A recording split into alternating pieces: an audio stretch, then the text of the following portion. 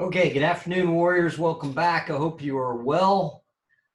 Kind of shaking off the cobwebs from spring break, I understand. So a couple paid announcements as we get going before we get into the map check and everything else. I'm looking at a sea of black screens. So what I would like you to do is to unblack your video so we can see each other. That's the first order of business. The second thing I'd like you to just keep in mind is as we get back into this, the reason that you have to go into the waiting room is because we've had some security breaches with Zoom here at the college. And so that's why we've got to do that. And as a result, what I need you to do next time, and for any other Zoom that you participate in, regardless whether it's this class or something else, is to show up probably about 5 minutes early so the professor can go ahead and do that. So today we had some folks coming in at 3:02, 3:03. I think that's understandable coming off the spring break, but we only have a short time to go until the semester is done. So I think we'd all appreciate it if we showed up a few minutes early so we can get on in. And again, I'd like everybody to show your video. So I'm still looking at a sea of black screens. Normally, I think if this was a normal online setting under normal circumstances, I don't know how much that would matter, but I actually think that beyond the content of the class, it's important for us to connect to each other, because I don't know about you, I don't interface with many people every day now that we're under social distancing, other than you folks and my family. So it's good to see you all. I hope you all are well. Welcome back, and I hope you had a great spring break. And it's good to see some screens coming alive. Ashlyn, the enthusiasm is just overwhelming me. But I know you're internalizing it. You're keeping it inside. Okay. So let's get down to business. Let's take a look at our map check. Here we are today on the 15th of April, and we're going to do a little pre-review. I thought today would be a good time for us to focus on some things that aren't so pressing before we continue with new content. So that's what we're going to do today.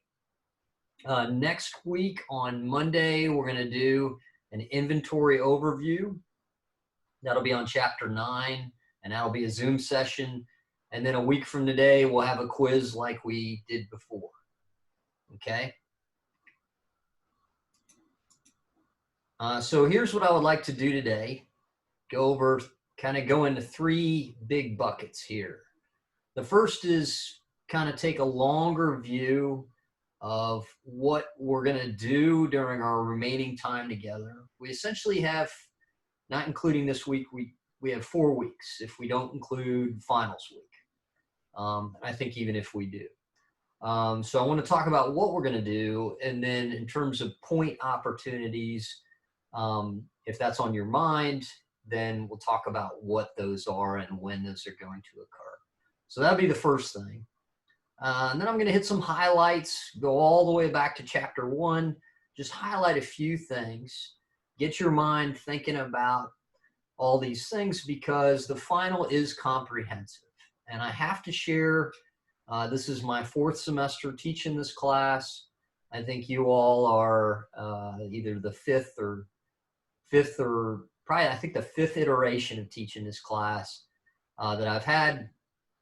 And I think on averages, the tendency is for scores to dip a little bit on the final exam because it's comprehensive. I don't necessarily think the comprehensive or the final is that much, quote, harder than the other exams you've had. Of course, I'm biased because I'm the one who writes them. But I just want to give you a heads up that is the tendency. I would be pleased as punch if you reverse that tendency. I think you all overall performed very well in this last exam. And so I think if we just start thinking the right way, that it is a comprehensive final, that maybe we'll set ourselves up for success. So we'll hit some highlights on that, and then we'll go into a Kahoot that kind of takes us all the way back and also touches on some stuff we've recently done. So that's our plan for today. So let's talk about this next 4 weeks. It gives me an excuse to put Mad Max up on a screen. Fantastic movie if you haven't seen it. But again, the purpose of this is talk about opportunities and events between now and the end of the course. So there's a lot going on this slide, and I'm going to talk for just a tiny little bit, and then I'm going to pause and get any questions that you may have, big or small, on this slide. So here's where we are today. I'll just read top to bottom. Next week, again, Monday, we'll go over inventory. That's chapter 9. And a week from today, we'll have another quiz similar to your forecasting quiz. Same setup. I'll make sure there's no bugs this time and have it open for just about the whole day. Same time limit you've got on it, and then same number of attempts. So that'll very much be the same minus all the bugs. The week after next, we're going to change up the battle rhythm a little bit, and we're going to have 2 overviews within the same week, both from chapter 10.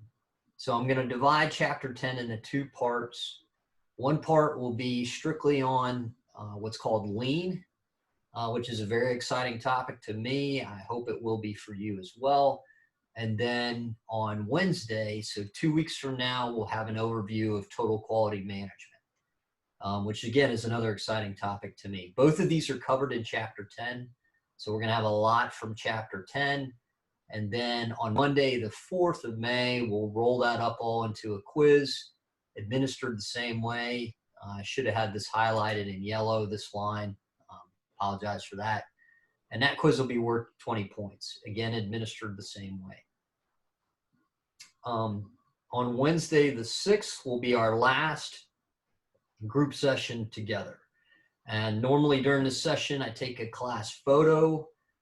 This time, I might actually try to do a screenshot of all of you on Zoom. And the reason that I do that is so that you have, 40 years from now, you can be like, who was I in? You can't even remember your classes you took probably in undergrad 40 years from now, but you could pull up a picture and say, yeah, I remember that guy or that gal. We were in a group together. That was pretty cool. So we'll do that group photo on the 6th of May. It'll be kind of different, but it'll still be fun. And then we'll do a Kahoot on that day as well.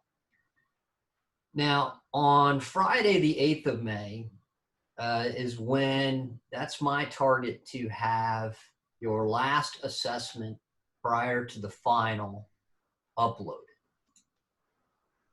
And this, I have to pause for a second because there's folks in the waiting room I'm letting in. Okay, so that's your class interaction and participation assessment.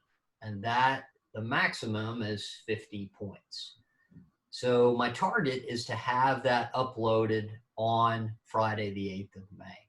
The point of that is so that you have roughly 5 days and some change that you know where you stand in this course short of the final. And so you can make the decisions that you need to make for you about how much effort you put into the final. Now, I know how life is. Folks have priorities.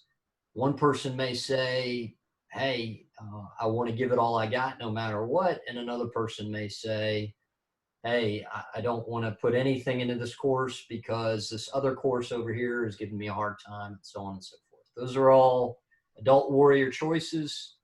My goal is just to have this up on Canvas no later than the 8th of May so that you can make those decisions. And you're not still guessing about that class interaction and participation. Again, it is worth 50 points. So there's that. This little green box out here. So reading day repetitions. Friday the 8th of May is also reading day for you all. And reading day is a day where there's not supposed to be any class, and there isn't, and there's not supposed to be any finals. So it's your day to use dedicated to study for exams. What I've done in the past is ahead of time, given signups available one-on-one if folks want to meet with me on reading day. Usually that doesn't exceed an hour. It can go as short as a half hour, or it could be no time at all. I think for some of you, this might be beneficial for you to schedule time, not necessarily with me, but I'm here if you want to go over some things before the final. Some of you probably don't need that at all. Regardless, it is not required. I've had that question in the past. Do I have to sign it up for reading day repetitions? No, not at all. It's up to you. So usually out of this class, I might have one or two. I've had one or two in the past, but that doesn't mean it can't be more than one or two. So I owe you that sign-up schedule, and to get that out earlier than later. So if you want a spot, you can get one. And again, it's a no black book kind of thing. So if you're like, hey, I don't need help, I'm not keeping a black book of who signs up and who doesn't, and giving extra points under the table. I just don't roll like that. Moving on, then that Monday we don't have class, and then Wednesday we'll have a final exam. It'll be worth 100 points.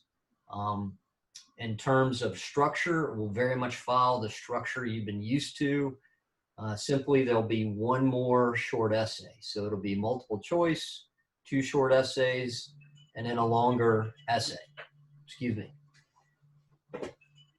My phone's back there, probably a telemarketer. So let me pause right here and just get any questions, big or small, you have on anything I've covered thus far.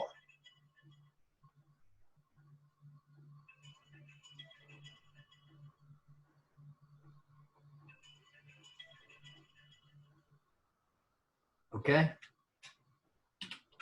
No questions. Let me just do something real quick.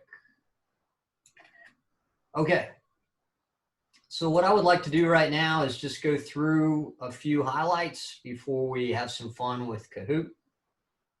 Again, as always with highlights, this isn't meant to be the be-all, end-all. It isn't supposed to recap every single thing we've done. What I went is just grabbed some big money makers that I thought no matter what, you can always get a lot of mileage out of in terms of transferring concepts, using them, putting things into frameworks and stuff like that. So right off the bat, how deep is your love for SLOM? Meaning, if you pick any one of these areas, this is a rhetorical question, you know, how much can you discuss what it is, what it involves, and what it entails? So, for example, if you see the word sourcing and you kind of start to stutter and you can't really remember what that means, that might be a place to start. Okay, refreshing on what that means and what all's involved. On the contrary, if you say, sourcing is the function of finding suppliers and linking them to the business, this involves things like competitive bidding, negotiation, taking risk on suppliers if we're in a risk hedging kind of quadrant, or finding a responsive supplier if we're uncertain about demand. Purchasing is the tactical operation of sourcing, is much more strategic, so on and so forth. If you can do that, then you're kind of like the Bee Gees here, and you can go pretty deep with your love. I know this is a boomer kind of thing, but it just, every time I say how deep is your love, I think of the Bee Gees. So this framework is definitely the place to start. Understanding the difference between these functions is essential. Understanding the relationship between these functions is essential as well. So by now, I would think that you'd be very, very comfortable with this framework and be very, very comfortable with starting at any point here and kind of talking your way out of that.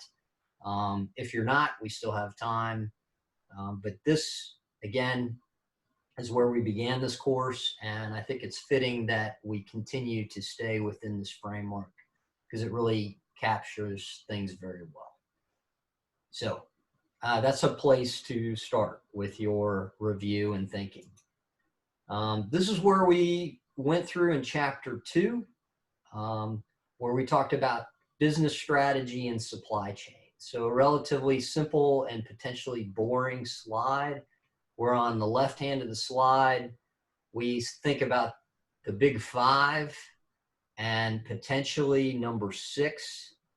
Of course, right now you could almost put it number 7 with crisis needs, but I just won't even go into that to kind of keep things simple. And so these things on the right really are the driver. It's business strategy that comes first, not supply chain, not value chain. It's a business strategy. If we want to compete on cost, then we need to make certain decisions and adjustments within these things over on the right-hand side. If we don't, okay, so let's say we have a business strategy of competing on cost, but we have a make to order operations strategy. Well, that doesn't really align very well. It's almost like the left half of the brain is not talking to the right half, or it's kind of like the brain and the heart are not talking to the nervous system, okay? If the analogy is that the supply chain is like the nervous system. So the nervous system is doing something differently than what the brain wants, because an order operation strategy will probably be more costly. And if we're competing on responsiveness, same thing. If we have a make to order operation strategy, those two things generally don't go very well together unless something else, some other kind of check and balance is in place. So I even hesitate to use the term check and balance because that kind of implies these are equal, and they're not really. Business strategy comes first, and then the supply chain should fall out of that, okay, to execute that strategy. So I would really think about, if you choose one of these on the left, what are the implications on the right? Okay, so that's a good way to think about that. And can you spot mismatches? So if you know how those should match, you should be able to spot things that are out of alignment, so to speak. So this, again, this is a big money slide in my mind. If you can talk this from front to back, then you're probably well suited for success, not just on the exam, but in the real world. If this is challenging to you, gotta say it to do it, then hey, we can work with that. There is no bad or good, but let's make it not a challenge. Let's figure out what we need to do to make that not so challenging. Okay, moving on. Again, another big mileage slide. We have one of these with much more details behind it, but definitely in these times, and even before these times, it's important to understand when we're looking at a supply chain, what quadrant we're in, and the value of that is then implementing strategies to mitigate, meaning lessen the impact of the uncertainty. Okay, so if we're in the efficient quadrant and we have low uncertainty on both fronts, demand and supply, well, then we should be going after reducing cost everywhere we can without compromising the value we provide to the customer. And the topics we're going to talk about, not next week, but the week after, really get into that. That's lean, that's total quality management. Those things are fun and exciting. But if we're out here like we are right now in the world, it's not really a good time to try to implement lean, because there's just so much uncertainty, there's so much volatility, there's so much turmoil. To implement lean, it's kind of like trying to implement lean when you're driving from Kuwait into Baghdad. It's not the time to do it. And I've seen people try to do that, and not this situation, but obviously other ones.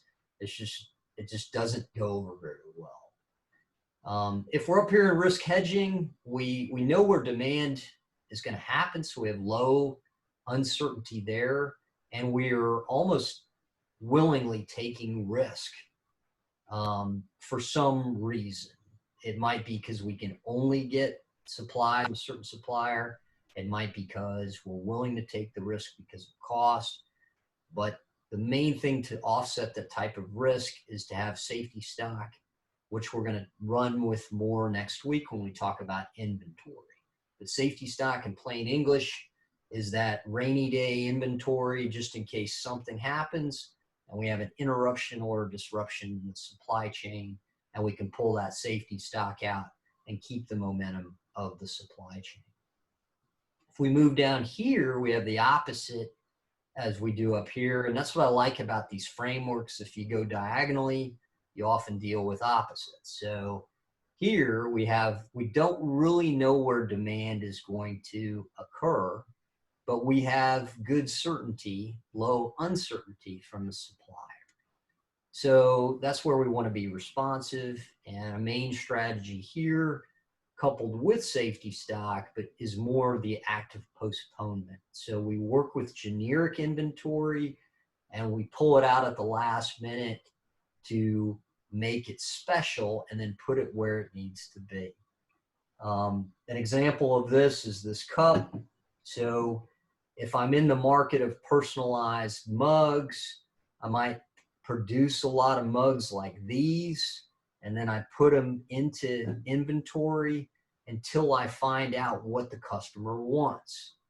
And so let's say, I get Kyle. Kyle says, hey, I want a big Zeus looking dude on my mug who's looking pretty badass. And so I said, okay, Kyle, and I pull this out and I put that on, and then I ship it to Kyle at the last minute. But that's an example of postponement where I'm using generic inventory. I once had this idea with ammunition. When I was in the military, I thought, man, it would be a great idea because we have all these specialty types of ammunition. And I thought it would be neat to have just a generic type of ammunition that we could modify at the last minute. So maybe one day it's a shotgun round, maybe it's another day it's an armor piercing round, maybe another day it's what we call non-kinetic, where it's just like electronic and it takes out electronic kind of stuff. So I think somebody somewhere is probably working on that. That's not necessarily my original idea. It's still not in practice, so that's that. And then up here, everything, it's like the wild, wild west. Just stuff is changing all the time. So this is a complicated slide, but at the same time, in my opinion, both in this class and outside, it is well worth your while to understand it so that when you're out there in the world and you see something, you can put it into a frame and then develop a strategy on how to deal with it. There's a lot of folks, there's some folks I've encountered that have lived here in this efficient quadrant their whole life. And so they're very comfortable with that. But now, where we are in the world today, they're not comfortable at all because they keep waking up wanting to see the world through this lens. And it's like, you got to change your perspective. Okay, enough said on that. So this is more of a minor point from the last exam, and I almost feel like I've kind of overplayed this analogy on the cellular layout. So I kind of wanted to come back to this real quick. So when we think about the cellular layout, the first key is thinking about what tasks and activities and parts go together. So you see here in this diagram, we go from just thinking about a part as a part to thinking about families of parts. Like here you've got hinges, So that requires a certain kind of capability in a machine and also a capability in a worker. And then here you've got, looks like bolts, and here you've got cogs. So instead of just thinking about 1,000 different parts, now we're thinking about 8 different kind of families. Okay, and so we're getting into that multifunctional kind of approach to this. And when you move over here, not all cellular layouts are put this way, but this is an example where we get a part in and we have these multifunctional machines. But also, if you can see right here above my cursor, these dudes or dudettes can move from one machine to another. And that denotes their multifunctionality in terms of skill. So you might have one part that needs to go through S1 alpha on this diagram, but doesn't need to go through the rest. Well, that worker can move over there and operate that machine. And you might have another part or a job that doesn't need S1 alpha, but it needs S1 bravo. And that worker can move back over here to do this. Again, reflecting on experience, I mean, I think any place out in the work, any time out in the workplace where you can, and you can train people to be multifunctional is a good thing. There's a little bit of a cost to this. And sometimes actually unions are big opponents to this. Union approach is kind of like, hey, you're paid to do a job and that's all you're going to do. But again, not to tell all sorts of war stories, but in the Army, we did lots of cross-training. And a lot of the reason we did it is because people would get bored. And I don't blame them of doing one thing all day.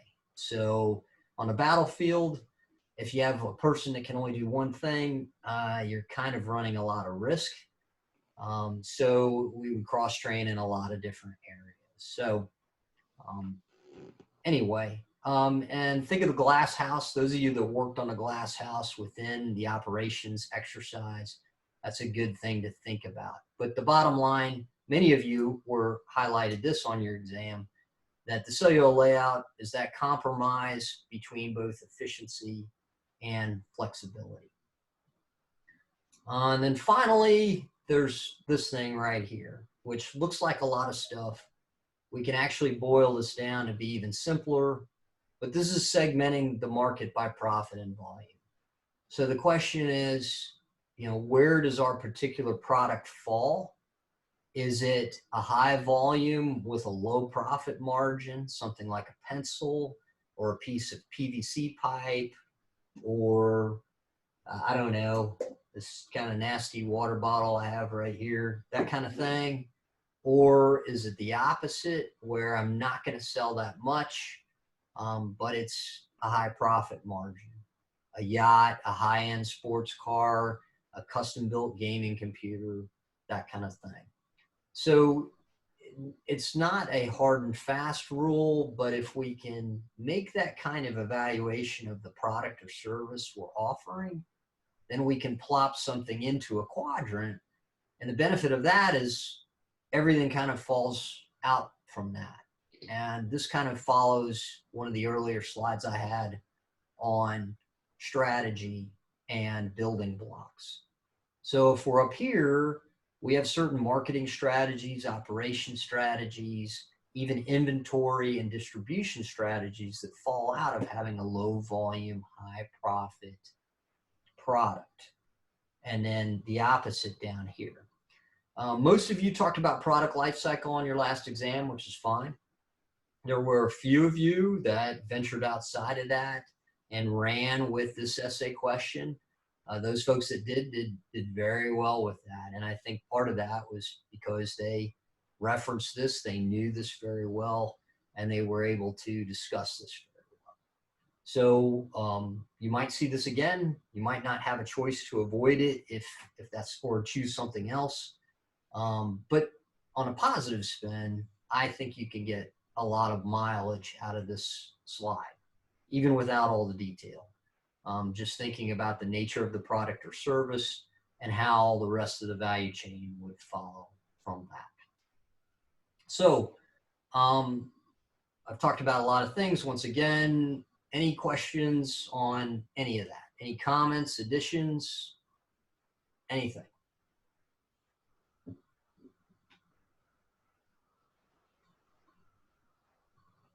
All I can hear is this clock ticking next to me. So, okay, if we're good there, then I would invite you to take out your personal device and we will get on with some Kahoot. I think I'm going to up the stakes today. So first, let me get that going. And we'll talk about what first prize, second prize, and everybody can get. My computer's kind of moving slow today, so that's not a good thing.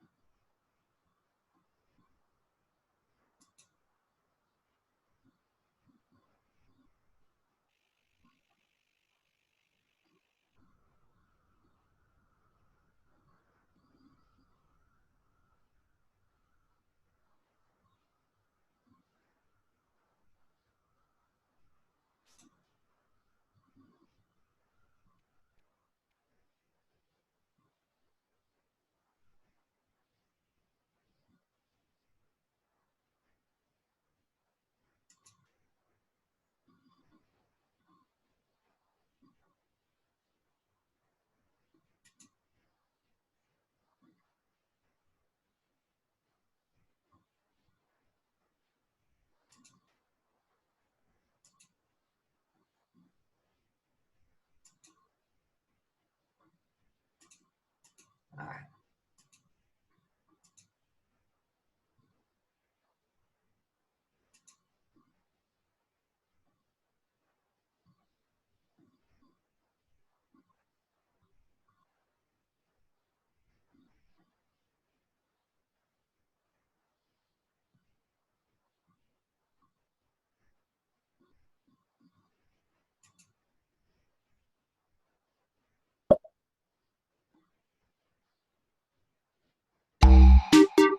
All right, here we go.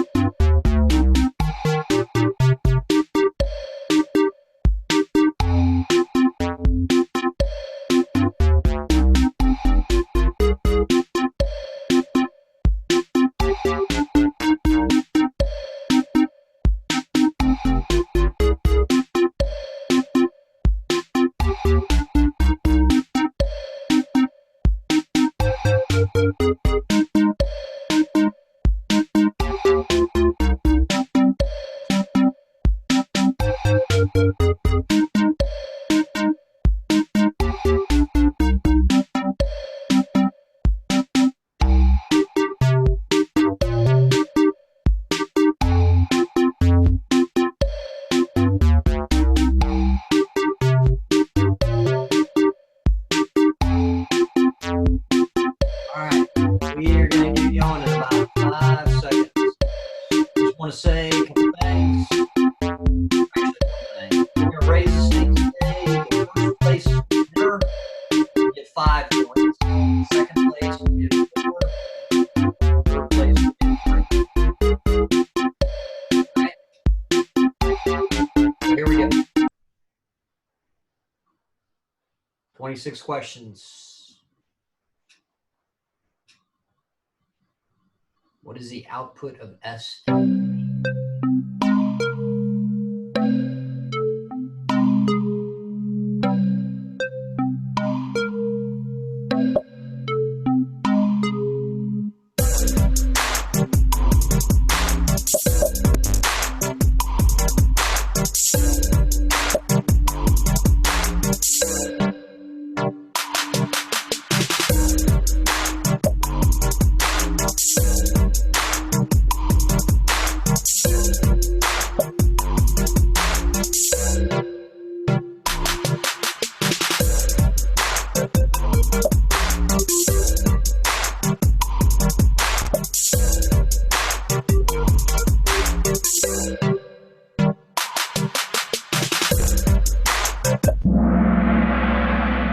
So if you're kind of going, I'm trying to remember what S&OP was, you really want to watch the video that I posted prior to spring break. Okay, S&OP stands for Sales and Operations Planning.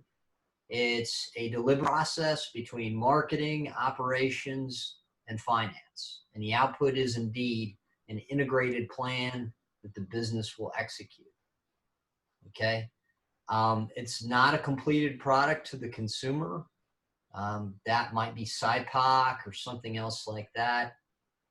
S&OP is an evaluation of what the marketing believes the forecast will be, what operations believe they can produce or provide with the capacity that they have, and then finance is evaluation of what's affordable. Because sometimes operations is, hey, we need some more capacity and that costs money, but then marketing would like more money to conduct advertising and those kind of things. So this is all diagrammed in the video that I posted before spring break. So again, if you haven't watched it, you really want to go back and watch it. All right, let's see where we stand. All right, Shelby, outstanding, breaking out fast. Here we go. Which distribution strategy matches best with a make-to-order preparation strategy?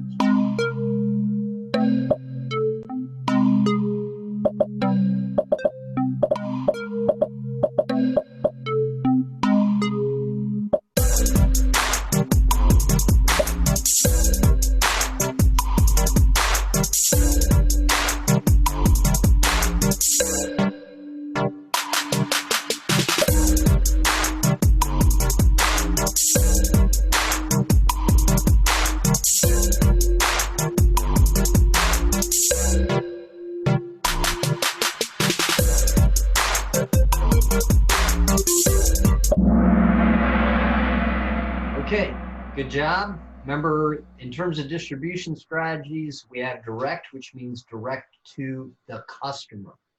And then indirect is all of everything else. So wholesalers, distributors, those kind of things, retailers. All right, and make to order is where that customer is specifying, really, it's almost a custom build. Okay, so if Nick wants a custom built computer, then I'm probably going to talk to him and deal with him the whole way at the extreme with make to order. All right. Shelby holding the lead. Jacob making a big sprint up there. And then Vicus coming in strong. Here we go. What's the difference between a functional and an innovative product?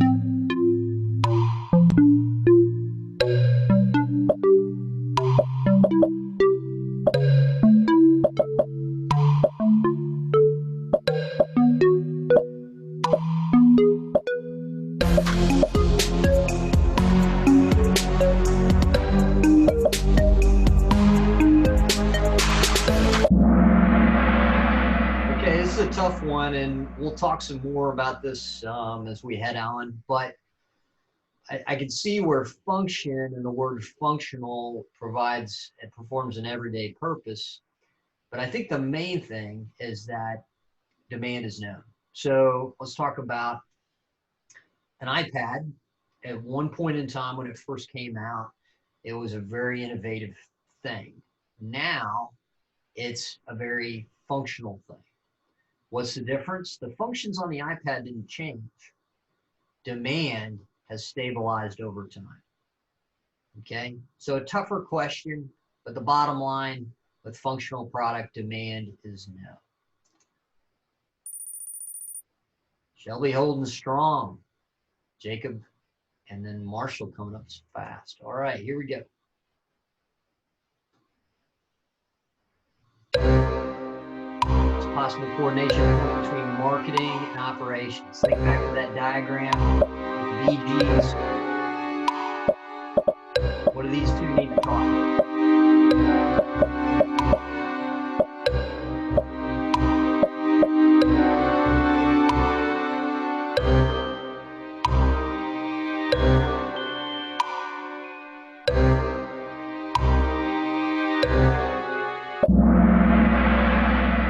Tough one too.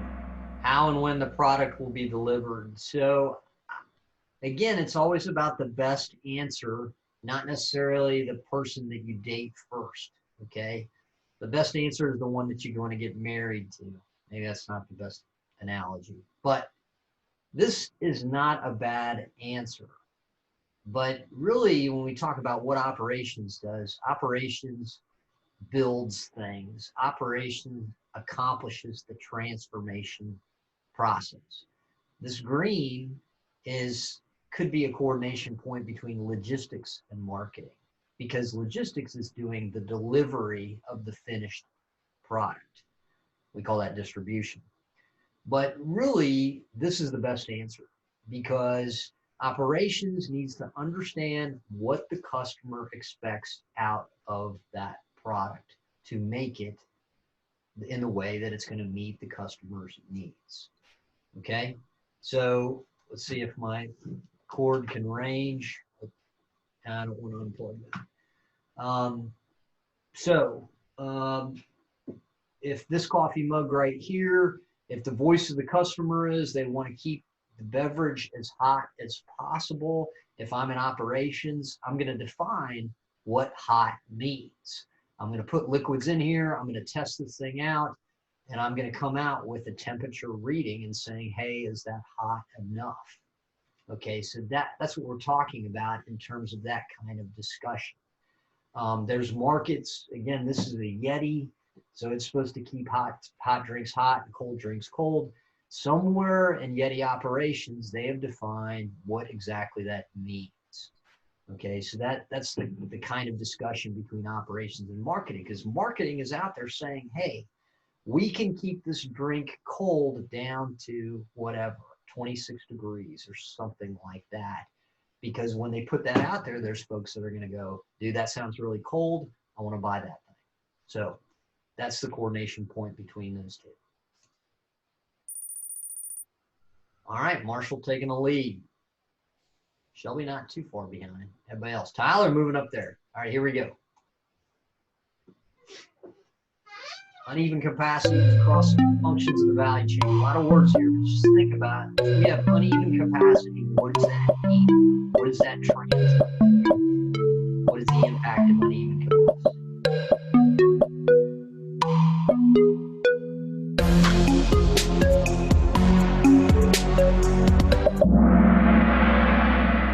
Okay, so let's talk about what it's not. Bullwhip is a change in downstream forecasting.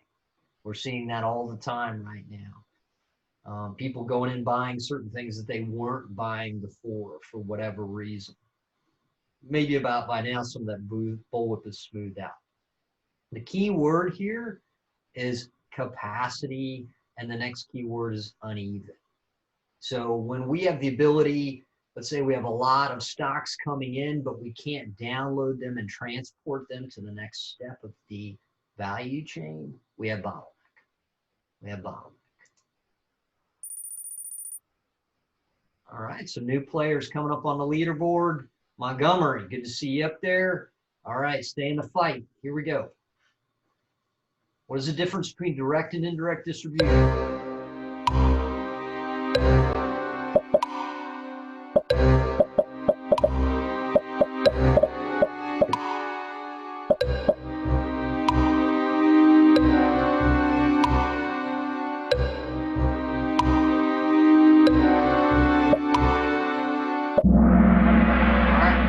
Very good. Outstanding. I think that's pretty clear in everyone's mind by now. Direct ship straight to the customer. Very good.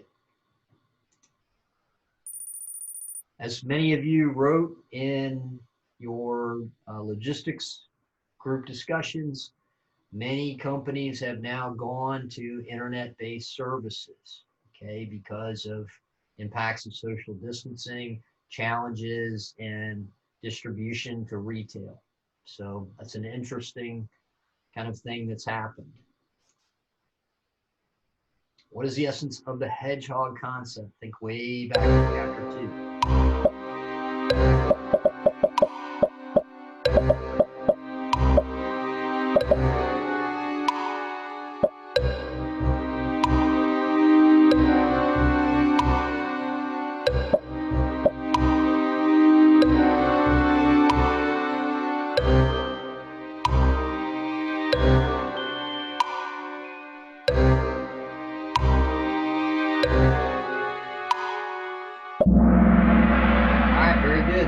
Bottom line, identify what you can do best and either not worry about everything else or get someone else who's the best at those things that you're not best at and get them to work with you. Jim Collins, Good to Great, wrote about the hedgehog concept. All right, stay in the fight. Here we go. What's an example of transportation economies of distance?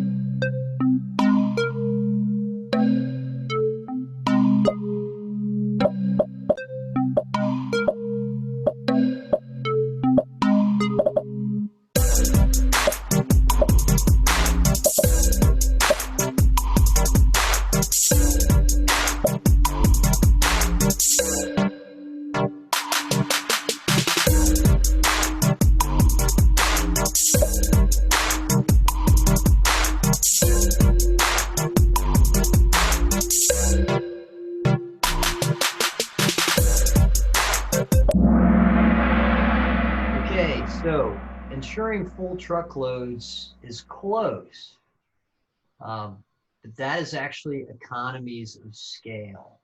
So the same kind of mindset, the bottom line, these two bottom ones, the gold and the green, is about maximizing utilization of the assets. In this case, it's usually a truck term, although we could also use this with aircraft. Here we want to max out the space. Here we want to move that thing as much as we can. It means longer trips. If we have longer trips that we're using, we can spread out the cost, the fixed cost of the platform, whether it's a truck or an aircraft, over that longer distance. And these other two are just throwaways. All right, Brenna coming up on the leaderboard. Here we go. What type of layout is the picture?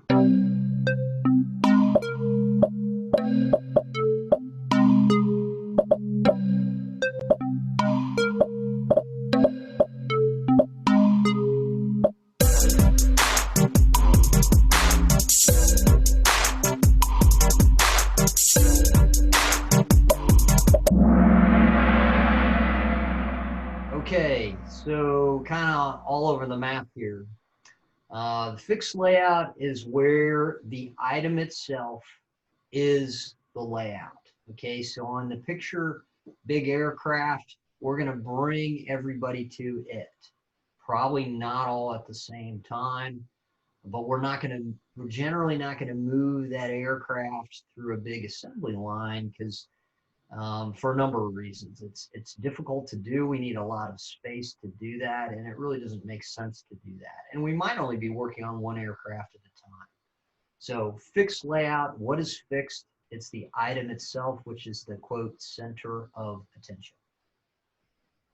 Think about an aircraft, think about a submarine hull. That was on our last exam. Think about a construction site, those kind of things. The return of vicus. Okay, what's the difference between sourcing and outsourcing?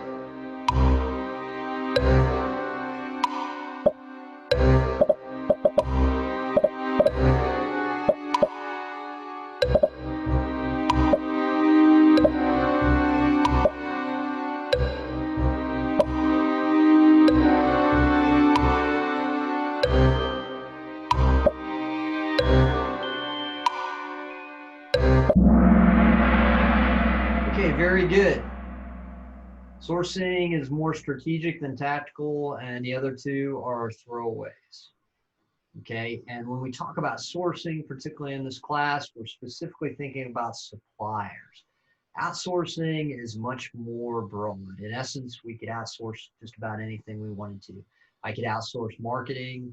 I could outsource operations to some degree. Daydreamer Apparel, if you are familiar with that company, it's here at York College, run by a couple of students. They essentially have outsourced the operations part, and they're into the marketing part. They have some choice over suppliers and things like that, but essentially they have outsourced the actual operations.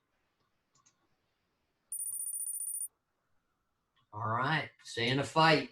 If you're on whether you're on the leaderboard or not, keep fighting. It's not over till it's over.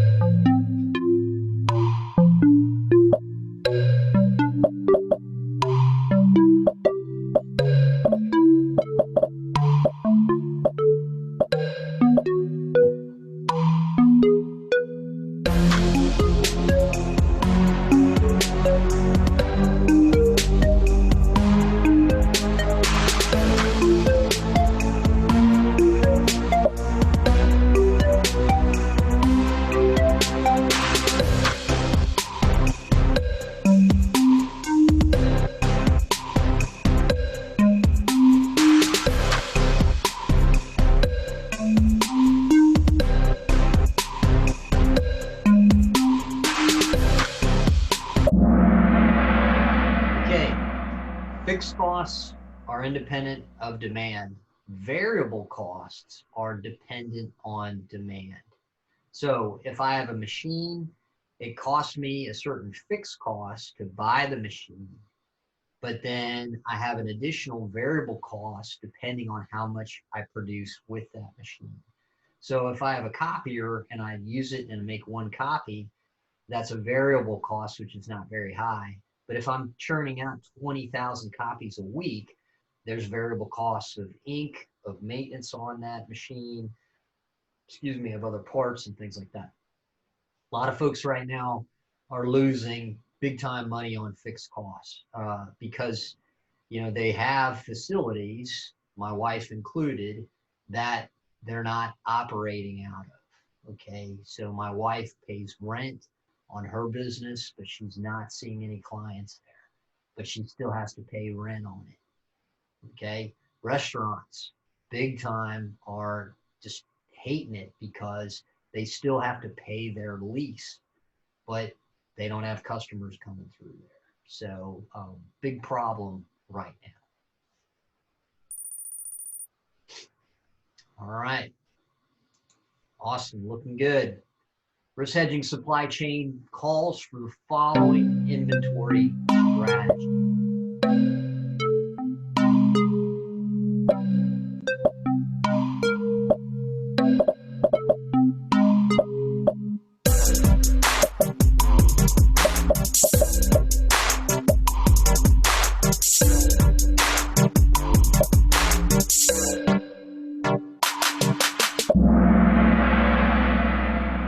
Okay, risk hedging is where we're taking risk on that supplier, the timeliness of the supplier or the supplies themselves. And so knowing that right there, safety stock pops out. Safety stock, and we'll talk more about safety stock next week, but safety stock is a buffer against that disruption. If we don't get stocks in, we can still take off the safety stock pile and continue moving things downstream. Just in time is not the thing we want to do with risk hedging, because just in time gives us just what we need at the last minute. So if we have a supplier we can't count on, we don't want to go with just in time. Harley Davidson does just in time as an example because they make their supplier move across the highway from them. So there's really not too much worry that they're going to get supplies just in time in. Resource pooling is more of a responsive quadrant strategy when we can consolidate resources until we know where demand is going to occur. And then inventory turnover for this question is kind of a throwaway. All right, Jesse B is back in the game. That's awesome. All right, stay in the fight. Here we go. Which of the following does not support micro marketing? Now think about this one. Some of these things we haven't talked about, and that's okay because they don't really fit. Think about what micro marketing is.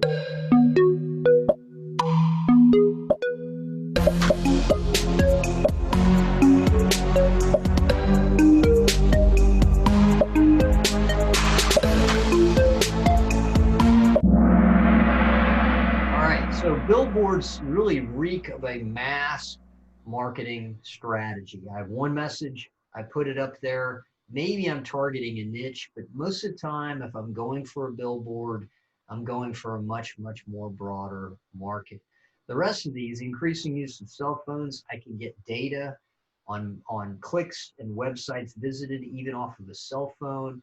And using that data, I can develop algorithms, which will allow me to do specialized things like blueprinting. Like all of a sudden, there was some site I visited the other day. It was Nikon, the camera. I signed up for their free stuff.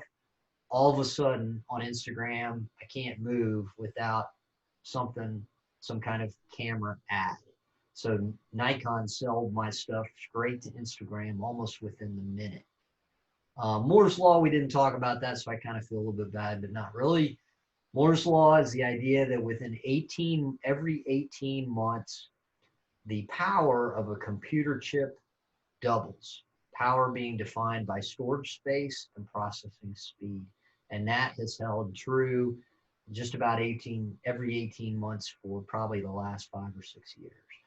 And so what happens when that happens is it supports the ability to do all these other things.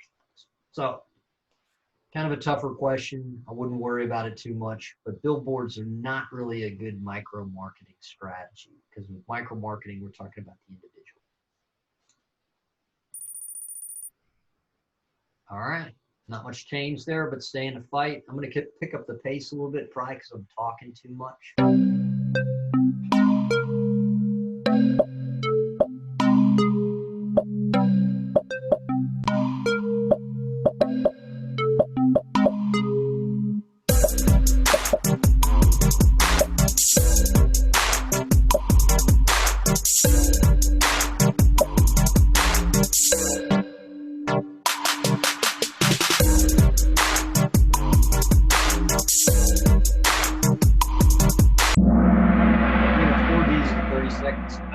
So you probably want to get your answer in.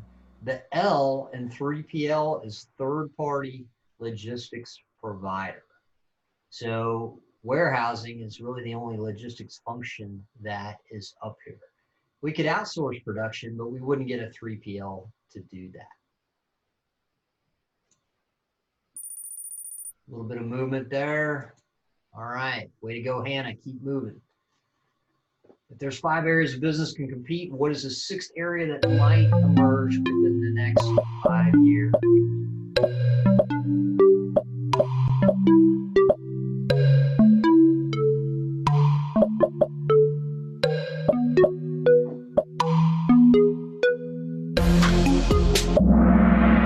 right, sustainability.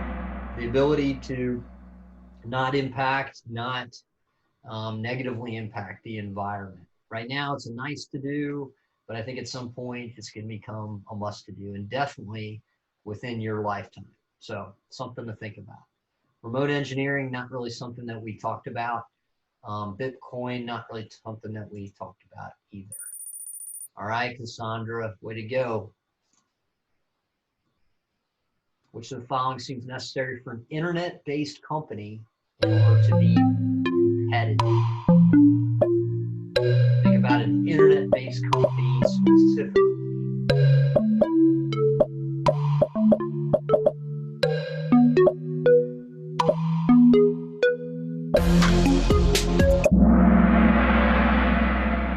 All right, tough one for a lot of folks. Quantitative forecasting isn't necessarily specific to the internet, although we can get a lot of data from the internet.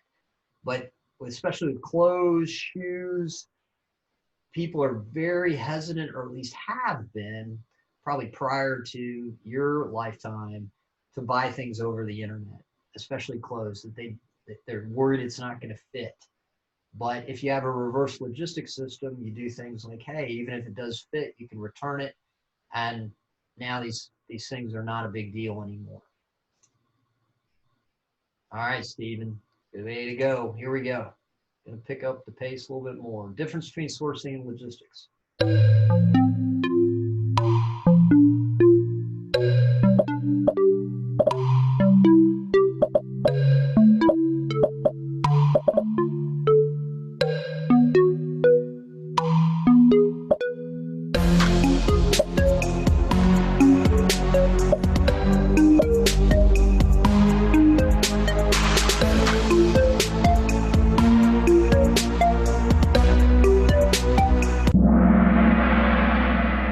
Okay, when you look at this, the gold and the blue are opposites.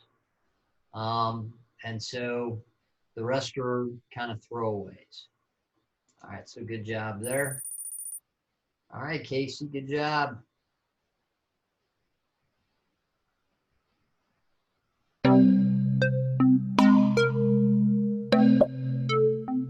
Think about specifically within the service industry, not the product industry, the service industry.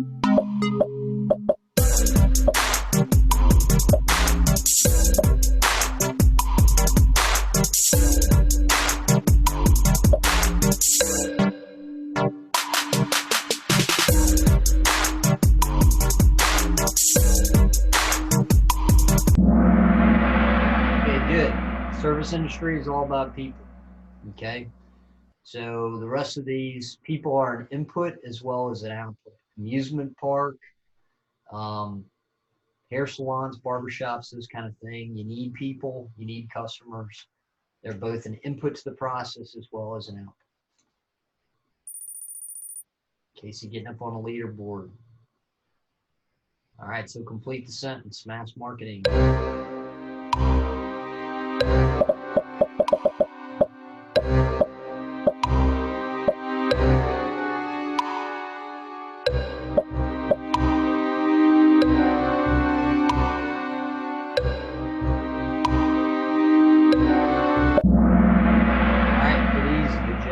Explanation needed there.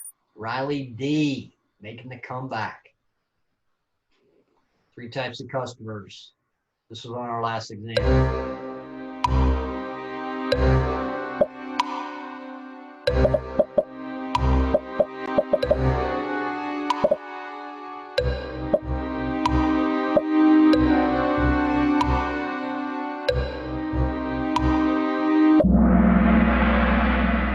Okay, let's look at it. Centralized, decentralized, aggregated. They sound like they mean something and then they don't. Components of the supply chain, end organization, and consumer. So you, an end organization like your college, a sports team, something like that, and then components of the supply chain. The manufacturer is arguably a customer of the supplier, and so on and so forth. So something to think about. All right, Vicus coming back hard. 21 out of 26. What's not a type of inventory? Now this is thinking ahead. You're just going to have to guess on this one. We haven't covered this yet, but that's okay. Not a bad idea to think about for next week.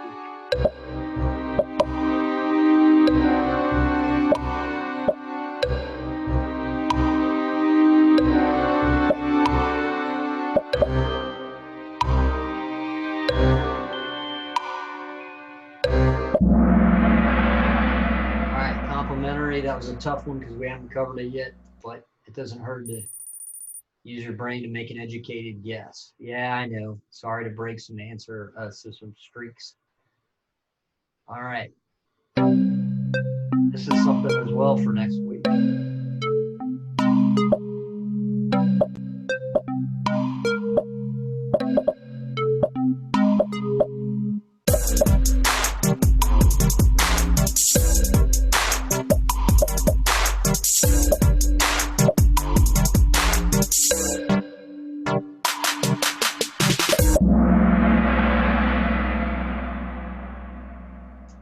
All right. Couple more. 3 more. 4.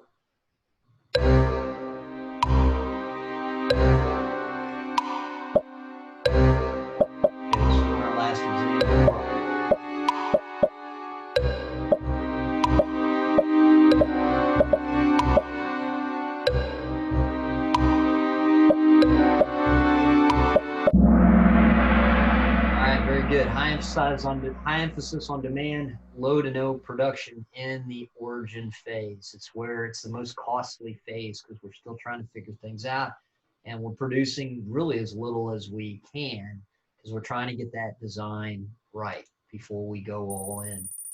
All right, way to go, Nick.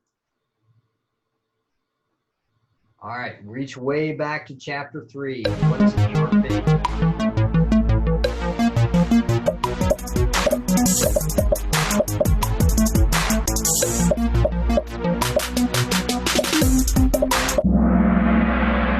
Very good. 3 flows of value chain: product, money, and information.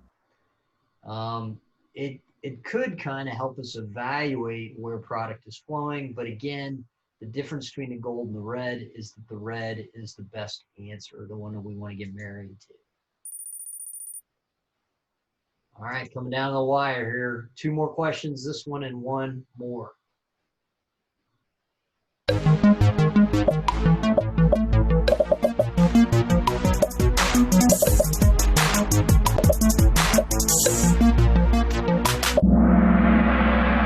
Seasonality. It goes up and down. It goes up around the 4th of July, probably a little bit before that, and then goes down afterwards. And around Christmas, nobody's buying fireworks at all. That's a pattern of seasonality. We see that with beach balls. We see that with Christmas ornaments. We see that with holiday kind of items. All right, last question. Here we go. What is true about qualitative forecasting?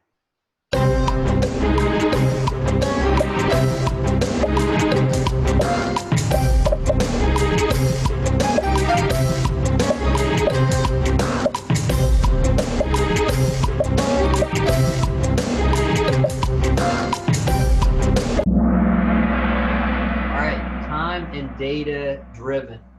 Here's a key thing that I want you to, it's like putting your hand on the burner and ow, don't ever do that again. This is a common mistake that people see qualitative and think that it has to do with the quality of the product. It does not.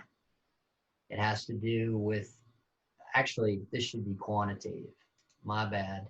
But regardless, either one, qualitative or quantitative, has nothing to do with the quality or quantity of the product. All right, so let's see who the winners were.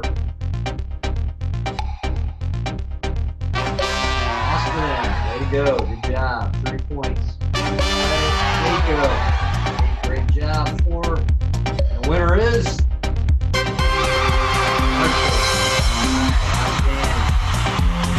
everyone. Appreciate your participation. Good job for the runners up.